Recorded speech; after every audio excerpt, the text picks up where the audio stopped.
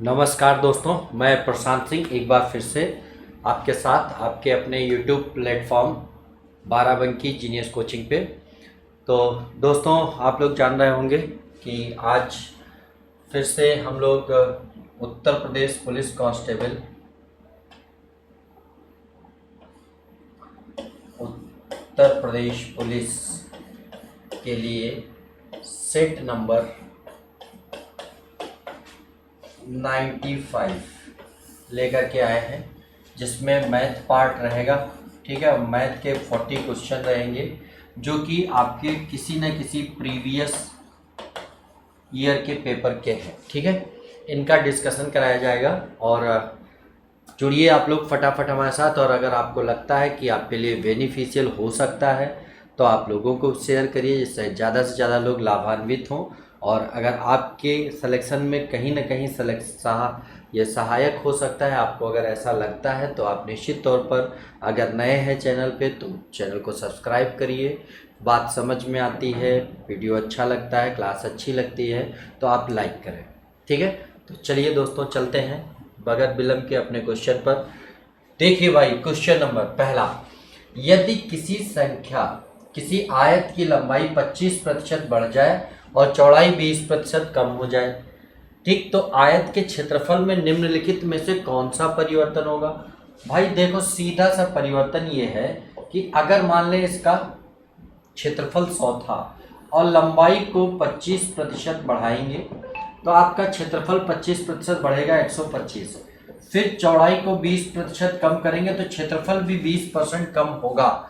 लेकिन ये कहाँ से कम होगा दोस्तों?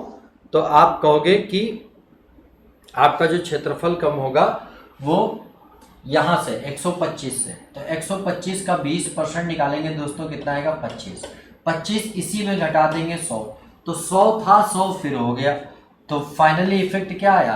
अपरिवर्तित रहा, नो चेंज, कोई परिवर्तन नहीं। ठीक है, तो ये हो गया आपका पहला सवाल। अगले सवाल पर चलते हैं, देखते हैं क्या हो सकता है। ये बेहतरीन सवाल हो सकता है। देखिए, दिख रहा है, उम्मीद करते हैं आपको दिख रहा होगा सवाल। थोड़ा और बड़ा कर दूं, अब दिखेगा। यदि एक कक्षा में 30 किलोग्राम भार का छात्र चला जाए और एक नया छात्र आ जाए तो 20 छात्रों का औसत इतना किलोग्राम कम हो जाता है। भाई देखो, औसत कम होता है 0.75। औसत का मतलब ये है कि पर ऑब्जर्वेशन इतना इतना कम होना। ठीक है, और टोटल ऑब्जर्वेशन है कितने? 20। तो फाइनली कितना कम हो जाएगा? तो आप कहोगे कि 15 कम हो जाएगा। ठीक है, यानी कि जो आपका टोटल भार है वो 15 किलोग्राम कम हो जाएगा। कब? 30 किलोग्राम भार का छात्र चला गया, नया आया, तो 15 किलोग्राम अधिक हो गया। सॉरी, कम नहीं हुआ, अधिक हुआ। 15 किलोग्राम अधिक हो गया। इसका मतलब आने वाले का भार जाने वाले से 15 किलोग्राम ज्यादा होगा। तो जाने वाला 30, 15 ज्यादा, तो कितना होगा? 45। यानी आपका ऑप्शन सी सही होगा। चलते हैं अगले क्वेश्चन पर, देखते हैं अगला क्वेश्चन क्या हो सकता है। ये देखिए, इसने कहा कि 9 संख्याओं का औसत 30 है। ठीक है, तुरंत 9 को गुणा कर लो 30 से, तो 270 योग हो जाएगा। अब कह रहा है पहली 5 संख्याओं का औसत 25 है, तो 5 का औसत 25 है, तो इनका योग कितना होगा? 125। और अंतिम 3 का औसत कितना है? 35 है, तो योग कितना होगा? 105। तो फाइनली ये कितना हो गया? 130। अगर इनको जोड़ेंगे तो 8 का योग 130 है, 9 का योग 127 है। ठीक, इसमें से माइनस कर देंगे तो बचा कितना? 40। ये कौन सा बचा? पहली 5 और अंतिम 3 निकाल देंगे तो आपकी छठी संख्या बच जाएगी। और छठी संख्या ही पूछा, तो छठी संख्या कितनी हो जाएगी? आपकी 40 हो जाएगी। आपका उत्तर 40 हो गया। ठीक, अगला क्वेश्चन देखते हैं।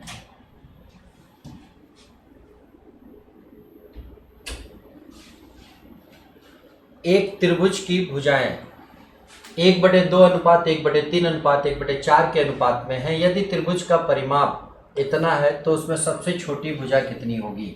सबसे पहले तो इनकी भुजाओं का अनुपात जो है इसको परफेक्ट रेशियो में कन्वर्ट करें। ठीक है, बहुत सारे तरीके हैं इसको करने के। ठीक है, इसको करना है तो एक तो तरीका है कि इनके सबके एलसीएम से सब में गुणा कर दो। ठीक, दूसरा आप कह सकते हो कि जिसको जिसका अनुपात बनाना है उसको छोड़ो, बाकी 2 का गुणा, 3 गुणे 4। ठीक, इसका बनाना है इसको छोड़ो, 2 गुणे 4, और इसका बनाना है तो इसको छोड़ो, 2 गुणे 3। अब जो कॉमन फैक्टर है उससे ये कैंसिल हो रहा है, कैंसिल कर लो। ठीक है, तो आपका ये क्या हो गया, 6, 4 और 3, ये रेशियो आ गया। ठीक, तो फाइनली त्रिभुज की भुजाओं का अनुपात इतना है और उनका परिमाप आपका 52 है। परिमाप क्या होता है उनका योग, तो 6, 4, 10, 3, 13, सभी भुजाओं का योग 13 बराबर 52 दिया है, 1 बराबर 4, तो सबसे छोटी भुजा 3 बराबर दिया है, 12 आपका उत्तर हो जाएगा। ठीक है, ये आपका 12 आंसर हो जाएगा। चलते हैं अगले सवाल पर, देखते हैं अगला सवाल क्या हो सकता है। इसको नहीं करना है अभी, ये देखते हैं।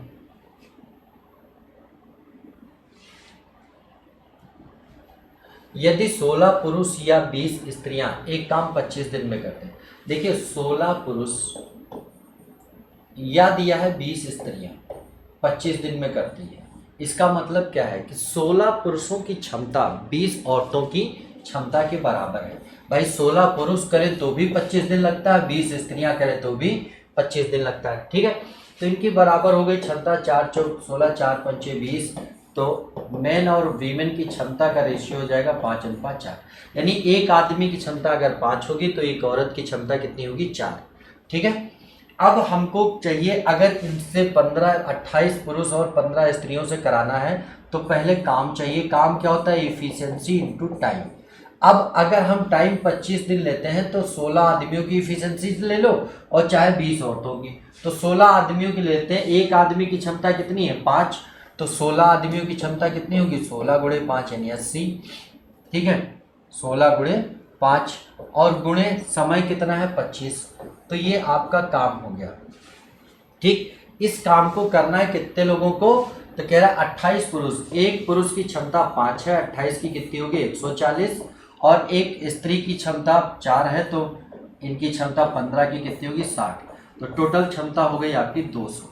ठीक, तो टाइम क्या लगेगा, 16 पंचे 80, 80 गुणे 25 काम है, गुणा और ज़्यादा नहीं करेंगे, बटे 200, 25 अट्ठे 200, 8 10 80, यानी कि 10 दिन आपका उत्तर हो जाएगा। ठीक है, आपका उत्तर इस तरह से हो गया 10 दिन।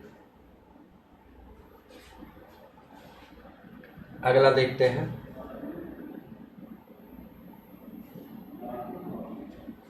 ए और बी एक ही समय में क्रमशः 40 किलोमीटर प्रति घंटा और 50 किलोमीटर प्रति घंटे की गति से चलना आरंभ करते हैं। यदि यात्रा पूरी करने में ए को बी से 15 मिनट अधिक लगते हैं तो यात्रा की कुल दूरी कुछ नहीं है। देखिए ए चलता है 40 की चाल से किलोमीटर प्रति घंटा और बी चलता है आपका 50 किलोमीटर प्रति घंटा।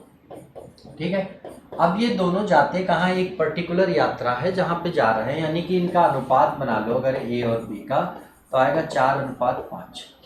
ये काहे का अनुपात है, स्पीड का, तो टाइम का अनुपात क्या लगेगा, 5:4 हो जाएगा, क्योंकि इनके लिए चली गई दूरी बराबर है।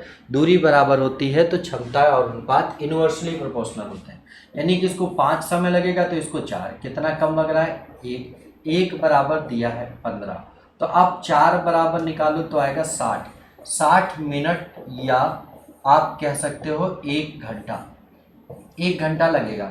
और 4 के लिए 4 वाला निकाला तो इसके लिए चाल क्या है आपकी 50, तो 50 की चाल से 1 घंटे में दूरी कितनी हो जाएगी भाई, तो दूरी भी आपकी 50 किलोमीटर हो जाएगी, तो आपका सी ऑप्शन करेक्ट हो जाएगा। ठीक है, चलते हैं अगले सवाल पर। अगला सवाल क्या है, देखिए एक वृत्ताकार रास्ते के 40 मिनट में 8 चक्कर लगा देता है, एक 40 मिनट में 8 चक्कर लगाता है, तो एक चक्कर में कितना समय लगेगा, 5 मिनट लगेगा भाई एक को। ठीक है, एक चक्कर में 5 मिनट। अब वृत्त का व्यास पहले से 10 गुना कर दे, कुछ नहीं, अगर व्यास को 10 गुना करेगा तो परिधि 10 गुनी होगी, और अगर परिधि 10 गुनी होगी तो समय भी 10 गुना हो जाएगा, यानी कि 50 मिनट लगेगा। सीधे सीधे कुछ करना ही नहीं था इसमें। ठीक है, चलते हैं अगले सवाल पर। और ये आपको बता चुके किसी वृत्त की जिस अनुपात में त्रिज्या बढ़ेगी उसी अनुपात में व्यास बढ़ेगा और उसी अनुपात में परिधि बढ़ेगी। ठीक है, चलिए अगला सवाल, एक रेलगाड़ी 50 मीटर लंबे प्लेटफॉर्म को 14 सेकंड में, ठीक, देखिए ये ट्रेन है और ये प्लेटफॉर्म है, 50 मीटर, और ट्रेन ये पता नहीं x मीटर है, 14 सेकंड में पार करती है। फिर यही ट्रेन एक आदमी को, ये आदमी है जिसको x मीटर ट्रेन है, जिसको पार करने में 10 सेकंड का समय लेती है। ठीक, तो अब आप अगर यहाँ पर देखो तो ट्रेन किसको पार कर रही है, अपनी लंबाई प्लस प्लेटफॉर्म की लंबाई दोनों को, और यहाँ किसको पार कर रही है, अपनी ही लंबाई पार कर रही है। मतलब यहाँ से यहाँ अगर देखें तो दूरी 50 कम हो गई, और समय देखें तो कितना कम हो गया, 4। तो यानी कह सकते हैं कि 50 मीटर दूरी 4 सेकेंड की थी। तो एक सेकंड की दूरी क्या होगी, 50/4, और 1 सेकंड में चली गई दूरी ही चाल होती है। लेकिन ये किलोमीटर प्रति घंटा में पूछा तो 18/5 और कर दो। ठीक है, तो ये 25 हो जाएगा, और ये 2 हो जाएगा, ये 9 हो जाएगा, और 5 हो जाएगा, 5 9 45 किलोमीटर प्रति घंटा हो जाएगा। ये आपका उत्तर हो जाएगा। ठीक है, अगले सवाल पर चलते हैं। अगला सवाल देखते हैं क्या होगा। एक उम्मीदवार को किसी परीक्षा में उत्तीर्ण होने के लिए 40% अंक प्राप्त करने जरूरी है। यदि वह 220 अंक प्राप्त करने वाला उम्मीदवार 20 अंकों से अनुत्तीर्ण हो जाता, भाई 220 मिला, 20 से फेल हो गया तो जोड़ दो, 20 और दे दो तो क्या होगा, पास हो जाएगा। अब 20 और दिया, पास हो गया, मतलब 20 से फेल था, 20 ही दिया, इसका मतलब वो जस्ट पास है, और जस्ट पास का मतलब कि यही पासिंग मार्क्स हो गया। और प्रतिशत में पासिंग मार्क्स कितना है, तो आप कहोगे 40 है, यानी कि 40% की वैल्यू आपको दी है। ठीक है, और आपसे 100% पूछा है, तो आपका हो जाएगा 240 × 100/40। ठीक है, 6 बार में कट जाएगा, आपका आंसर हो जाएगा 600। ठीक, तो इसका उत्तर 600 हो जाएगा। ठीक है भाई, आइए अगले सवाल पर चलते हैं। अगला सवाल देखते हैं क्या हो सकता है। क्या है, यदि किसी संख्या के 75% में 75 जोड़कर वही संख्या प्राप्त होती है, तो वह संख्या क्या थी। मान लो 100 थी, इसके 75% लिया, और अब अगर प्रतिशत में जोड़ना चाहें दोस्तों तो कितना जोड़ेंगे, 25। ठीक, 175 में 25 जोड़ेंगे तो वापस 100 आ जाएगा कि नहीं। अब देखिए, प्रतिशत में 25 जोड़ रहे हैं, वास्तव में कितना जोड़ रहे हैं, 75। दोनों जोड़ रहे हैं, दोनों बराबर, यानी 25% की वैल्यू 75 है, तो 100% की वैल्यू कितनी होगी, 75 × 100/25, 3 75, तो उत्तर हो जाएगा आपका 300। ये आपका आंसर हो जाएगा। अगला सवाल देखिए, थोड़ा सा स्पीड में चल रहा है भाई। ठीक है, तो इसको जरा ध्यान दीजिएगा, स्पीड में चल रहे हैं, अगर कहीं दिक्कत होगी तो बताइएगा। एक 10,000 रुपये का 4% वार्षिक चक्रवृद्धि ब्याज की दर से यदि ब्याज हर 6 महीने जोड़ा जाए तो 2 वर्षों बाद कितना ब्याज होगा। सबसे पहले दर आपकी दी है 4%। 4% वार्षिक है, अगर 6 माह पे जोड़ा जाएगा तो दर हो जाएगी 2%, और नंबर ऑफ कंपाउंडिंग 2 साल में कितनी हो जाएगी, 4। ठीक है, तो 6 माह पे जोड़ा जाता है, इसका मतलब 1 साल में कितनी छमाही आती है, 2 छमाही। तो आपको तुरंत कर देना है दर को बटे 2 और समय को गुणे 2, तो ये नंबर ऑफ कंपाउंडिंग, यानी कि 10,000 रुपये पर 2% से आपको 4 बार ब्याज निकालना है। तो इसका पहले 2% निकालेंगे तो कितना आएगा आपका, तो आप कहोगे 200 आएगा। फिर 2% निकालेंगे 200। अब यहाँ से क्या करेंगे, कंपाउंडिंग, इसका भी 2% निकालेंगे, कितना, 4। तीसरी बार में आप 2% निकालोगे, मूलधन का 200, और प्लस 4 जो है ये 2 बार और मिलेगा। ठीक, और प्लस इस 4 का 2% और 0.08।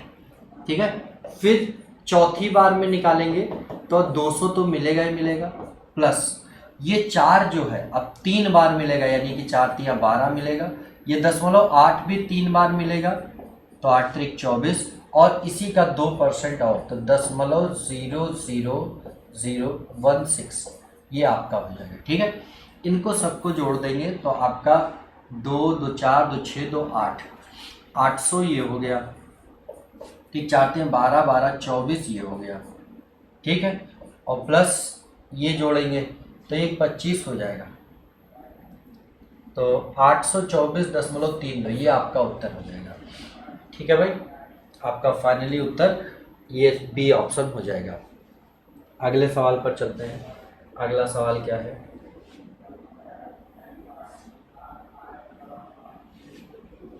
यदि किसी राशि का 12% वार्षिक दर से हर 6 महीने बाद जोड़े जाने वाले चक्रवृद्धि ब्याज और साधारण ब्याज का एक वर्ष का अंतर 36 है, ठीक है, तो अब देखिए 12% वार्षिक है, हर 6 महीने में जोड़ा जाएगा तो ब्याज कितना हो जाएगा? 6%।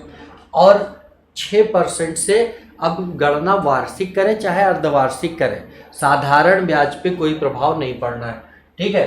तो जब पढ़ना नहीं तो आप तुरंत कर दो 6 का स्क्वायर 36 और 2 अंक के बाद दशमलव लगा दो, ये प्रतिशत अंतर हो जाता है साधारण और चक्रवृद्धि ब्याज का, और ये बराबर दिया है 36, तो यहाँ से आपको 100 बराबर बताना है। 36 गुणे 100 बटे 0.36, पॉइंट हटाया 0 बढ़ाया, 36 36 कैंसिल, यानी 10,000 आपका उत्तर, ठीक है। अगले सवाल पर चलते हैं।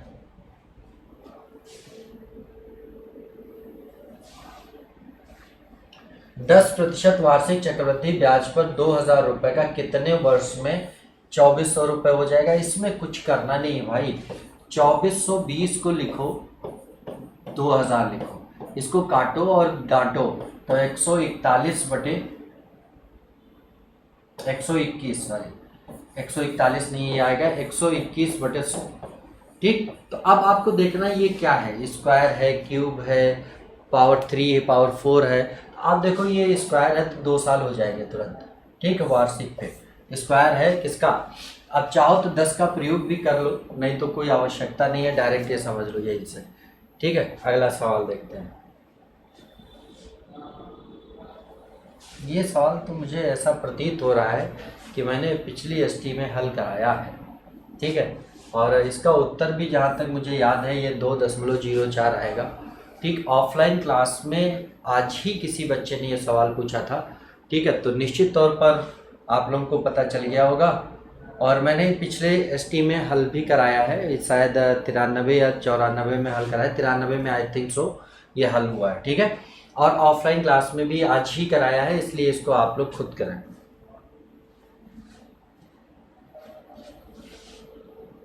ये लो, इस सवाल में तो कुछ है नहीं।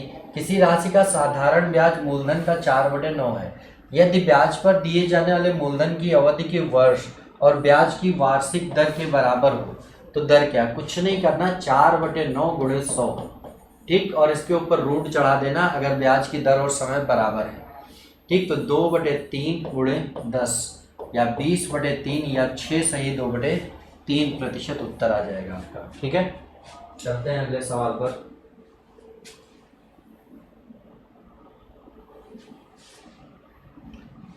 एक दुकानदार अपनी साड़ियों का मूल्य लागत मूल्य से 20% अधिक निर्धारित करता है और उस पर नगद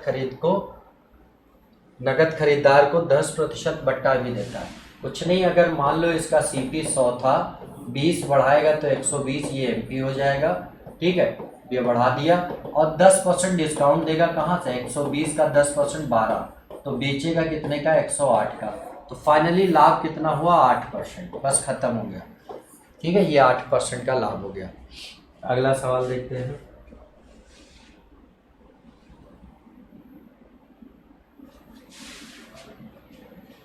एक दुकानदार ने 800 रुपये निर्धारित मूल्य वाली कुर्सी क्रमशः 10% और 15% के 2 बार बट्टे पर खरीदी। उसने 28 रुपये ढुलाई पर खर्च किए, ठीक है।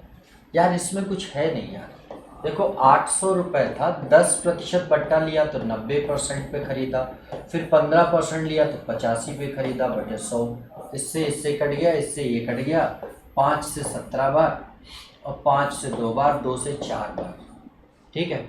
तो 9 चौके 36 गुणे 17, 17 छक्का 102, 17 तिया 51, 61, ठीक है। अब इसमें 28 रुपये और जोड़ दिया तो ये कितना हो गया? 640 रुपये, यानी 640 रुपये लागत लगाई और उसने 800 में बेच दिया, 800 में बेच दिया तो लाभ कितना लिया? 160 का, कहाँ से? 640 से। कितना परसेंट लिया? तो 6 चौके 40, 16 चौके 64 और ये 25, ठीक है, यानी 25% का लाभ हो गया। अगले क्वेश्चन पर चलते हैं। अगला क्वेश्चन देखते हैं क्या हो सकता है। यार मुझे ऐसा लग रहा है कि ये सवाल कहीं ना कहीं मैं करा चुका हूँ। कह रहा है कि 1 2 3 1 3 5 7 डैश डैश 99 और 128 को परस्पर गुणा किया जाए तब प्राप्त गुणनफल के अंत में शून्यों की संख्या। देखिए ये जो लिखा है 1 3 5 7 डैश डैश डैश 99, इनको सबको गुणा कर डालो, एक भी शून्य नहीं मिलने वाला। कह दो क्यों नहीं मिलने वाला? क्योंकि शून्य मिलता है भाई 1 5 के साथ कोई भी इवन नंबर का गुणा करने पर। यहाँ पर 5 तो मिलेंगे बहुत बार, लेकिन कोई इवन नंबर है ही नहीं, क्योंकि ये सीरीज ऑड नंबर्स की है।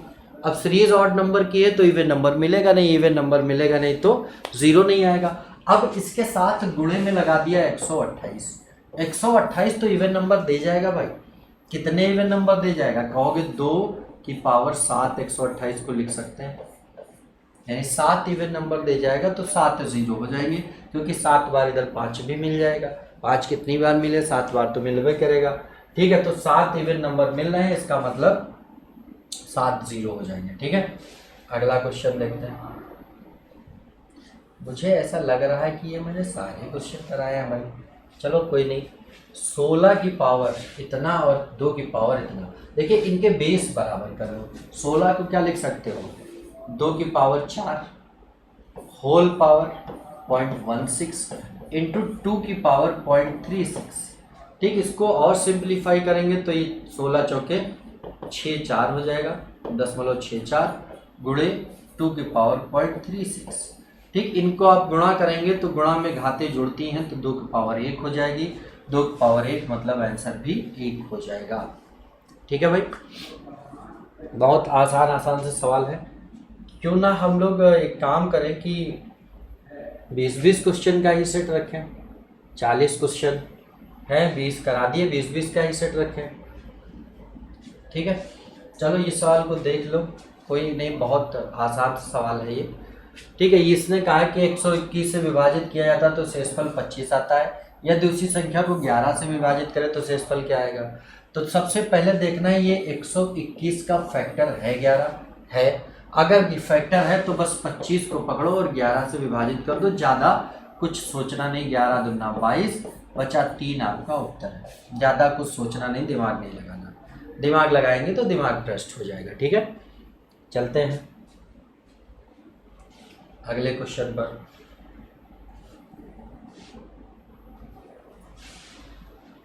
ये कह रहा है यदि 67 की पावर 67 प्लस 67 को 68 से भाग दिया जाए तो 67 पावर 67 प्लस 67 को डिवाइड करना है 68 से, तो शेषफल क्या है? कुछ सोचना नहीं है भाई, इसको किनारे रखो, इसको पकड़ो। इसको 68 माइनस 1 की पावर 67 और प्लस 66 प्लस डिवाइडेड बाई 68 कर 68 कर। ठीक है, अब इसको जब एक्सपेंड करेंगे तो ये बचेगा -1 की पावर 67, तो इसको लिख सकते हैं, ये वाला पार्ट बचेगा, ये पूरा इससे डिवाइड हो जाएगा। ठीक है, तो -1 प्लस 67।